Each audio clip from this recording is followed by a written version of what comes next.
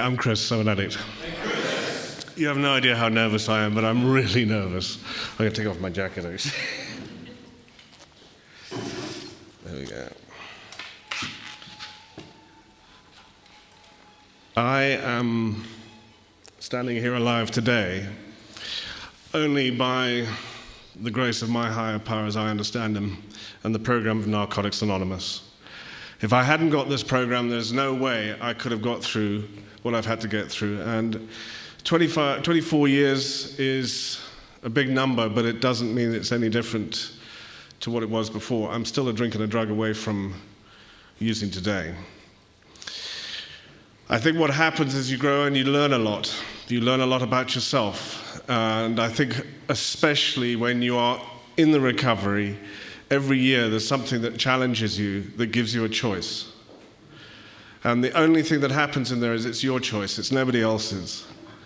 And what I'm going to talk about is my recovery, my journey, and in that, my relationship with my higher power, because those are key in, especially my higher power, has been a very big key in my recovery, without a doubt. And not having that within the program, I think that it becomes null and void.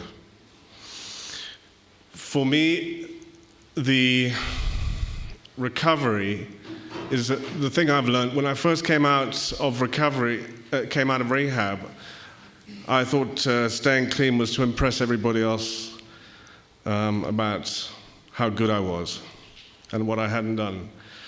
As I went down, I realized that more and more as I got on my own, in my own journey, that the consequences of anything I did within my recovery were mine and nobody else's.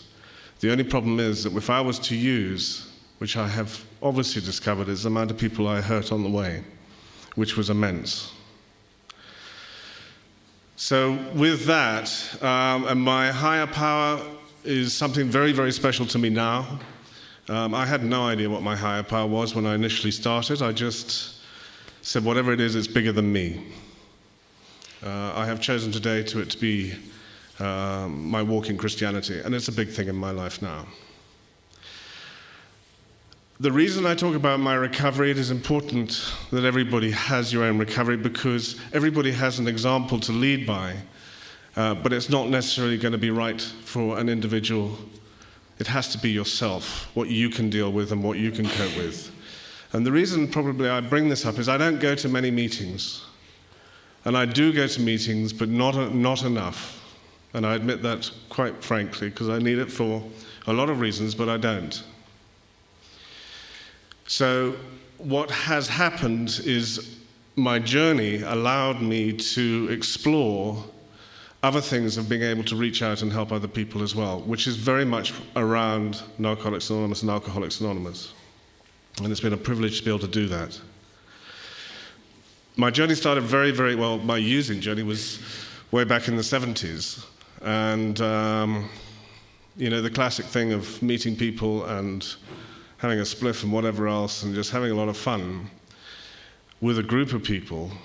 And it's moving on to whatever and then whatever and whatever, and always thinking you're not going to be the one who's going to get caught out here. And it's amazing. It's the one thing I always remember was this invisible line coming across, and I crossed over the line before I even knew it. I had no idea. And that line is probably denial of how serious it had got for me. And I moved through a wide range of drugs and alcohol. I was making a real mess of my life. I was making a mess of everybody around me as well. And a lot of people didn't understand what was going on, and I had the classic family that would run around trying to make me better and not know how to do that. And it took 4 to 5 years before I could not survive without using every half hour. So I was using to live and live to use, and that's really where it came to for me. And the mark of my life where it actually came to a conclusion, and it's amazing that it takes so much before you go, I've had enough. But I see it every day. I see it every day with so many people. The denial is so big or the wish to accept that you have a problem is massive. And to the point that it ended up with me being in the streets in London, going to all-night cinemas in Leicester Square and sleeping there with all the other tramps and thinking that they had a real problem. And I, within a week, realized in that period of time I had a real problem. And with that, I was bussed off to a rehab. And I've never used so much as I did on the way down there because I wanted to have my last go. And I did. And it was a journey I'll never forget because it was the start of my new life, which at that point in time I didn't really care about. And when I arrived there, you get checked in, you get your photographs taken, all those things. I'm very suspicious of everybody. At that point in time, I weighed 42 kilos, and I had had enough. I went through and we had the detox. I had a really bad detox. I had 2 weeks of no sleep. It was an absolute nightmare for me. I was in agony, and I just really, a lot of things were happening. It's amazing when you've been using for so long that your feelings go. I had no feelings. I had no feelings at all for anybody, let alone myself, or knowing what a feeling was. I'd numbed everything. And suddenly, a week down the line, I had the most unbelievable panic attack I think I've ever had in my life. There were palpitations. I didn't know what to do with myself. I didn't know what was going on. And I was desperate also to stop using, and I'd gone through detox and 10 days, and I was put onto other detox to take me through this. So I was very disappointed, but I still wasn't sleeping. And then I had a very incredible experience where they had a chapel next door to this place. And they'd been teaching me stuff, like, admit that you're powerless, which I'd done. But then the step 2 thing was a real problem for me. And I couldn't believe in a power greater than myself or any of that. And I walked into the chapel in last resort because I just wanted to sleep. And I just remember getting on my knees and saying, well, whatever you are, whoever you are, just deal with this, please. And that night, I got my first hour's sleep. And the following night, 2 hours. Following night, 3, and then 4 hours. It stayed at 4 hours for some time. And then it slowly started getting normal. And it was a very, very big impression on my life now, looking back to how that had happened. And a lot of things happened for me from there onwards because recovery started taking a very serious grip with me. And I went through the rehab, and I was out in 9 weeks. And I hit NA like you can't believe. It was a 12-step rehab. And I hit NA big time. I did 90 meetings in 90 days. I did any service that was possible. I was there and I was going to do it. And I continued to be there. And my new friends very clearly came from Narcotics Anonymous. And it was a very, very big part of my life. It was reasonably fresh in London. It had been going for probably a year and a half in London. And we were having probably 2 meetings. There were 2 to 3 meetings a week in London. You can now go to a meeting every hour on the hour, 24 hours a day. It's incredible. And it's a massive fellowship, which is just mind-blowing. It's worth going to if you get the chance. I then, after 6 months, I got an opportunity to come here. And I was very nervous about coming here and dealing with everything I've just been through and wondering if I was going to cope without my mates from Narcotics Anonymous. And somebody said, you'll find them there. Start with Alcoholics Anonymous. So I came over to this country on a 1-year contract, and I walked into an AA meeting and I listened. And everything that I'd learned was right there, and it was great. And people were very welcoming, and it was fantastic. And I got into a group, and this was one in Ramberg, the Methodist church there. And there was some amazing, amazing people in there. And when you start hearing people of 15 and 20 years sobriety I believed that it was possible. And it was an amazing experience to walk into that, because I hadn't had that sort of sobriety, seeing people with that sort of sobriety in England, because it hadn't happened there yet. And anyway, needless to say, then you start speaking and you start sharing and all the rest of it. And the more and more I shared, the more and more I realized that there was a degree of discomfort of me being at the AA meetings. And I had been looking for NA in Harting, and I couldn't find it. But I knew that there were rehabs around, and maybe I should go and knock on those doors and all the rest of it. And it came to a conclusion that when you do talk about things like drugs in NA then, it was a real problem, because there are people with a lot of sobriety of not drinking, but they were still using another form of sedative, which was interesting, but it was making people uncomfortable. I had my first birthday at Ramberg Methodist, and it was an amazing experience. It was very warm, very loving, and it was stuff that I really will never, ever forget. I don't think you ever do forget your first birthday.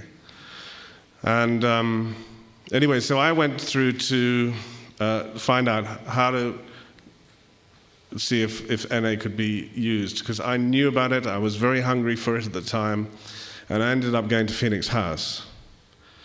And again, I walk in there and I introduce myself, and I have all the literature, I've got the books, I've got stuff that I brought back from London and all the rest of it.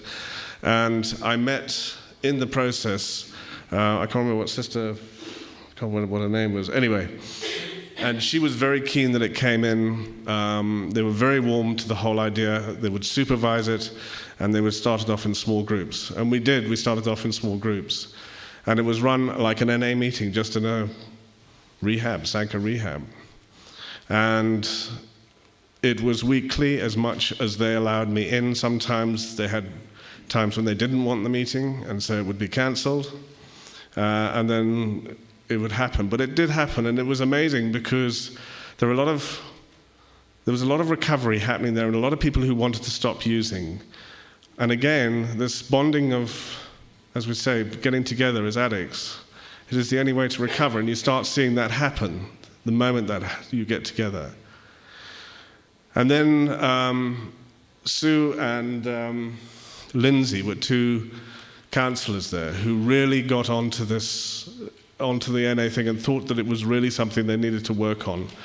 And we were able to start up a meeting in Sanka in town as well, which is where it all started. There were 4 of us initially, and it grew to 6, it grew to 8. And it was a very interesting time because of certain legislations.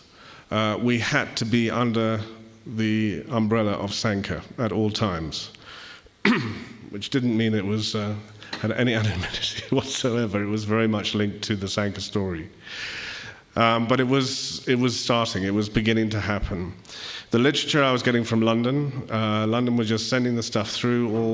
One of the meetings there was actually sponsoring the literature to come over to South Africa, which was amazing. And anyway, unfortunately what happened, and Dave will pick it up from that, but I then went back to England in 1990. And I left the reins over to Dave to carry it on. And when I came back 2 years later, it was amazing what had happened to NA. Now, I don't know what happened in that period, but obviously the HP had some serious stuff that was going on here, because what had happened with NA by the time I came back was just a completely different story. In 2 years, it was mind-blowing. And I came back, came to a few meetings, which was great, and it was really nice to be there. I used to go to one in Santon quite regularly.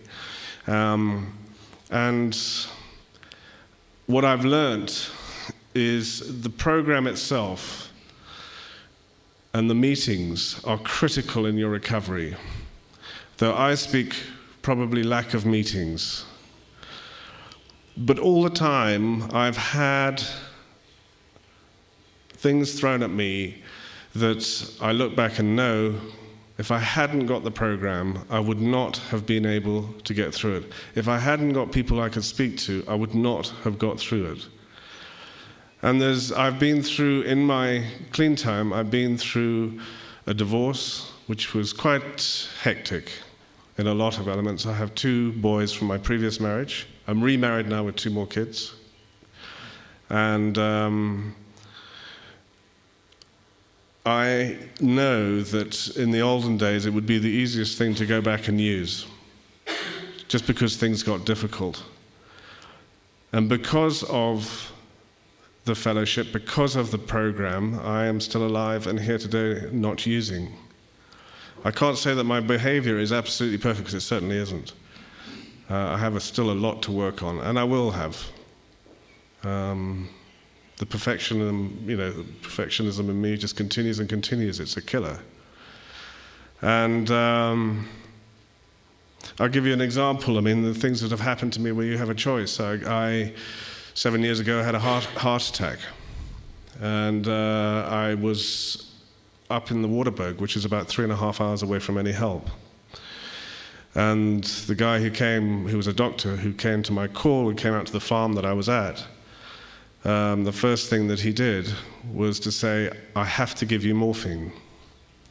And that happened to be my drug of choice. And I haven't dealt with that at all for years. In fact, it was 18 years I hadn't dealt with it.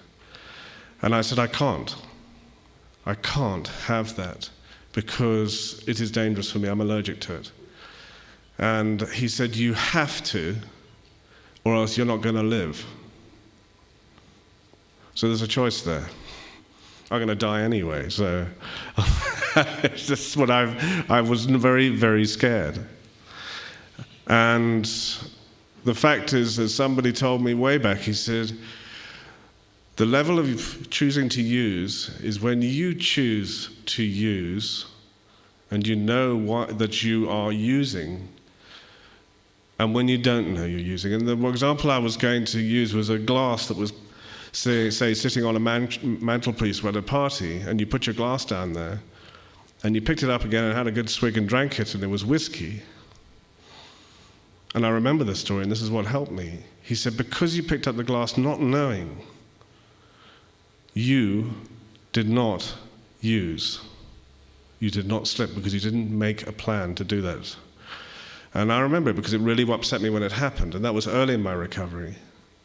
So when the morphine story came in, I realized that I had no choice in this, and that I was not wanting to use, and I didn't. He pumped me with morphine, and all the old thoughts came back.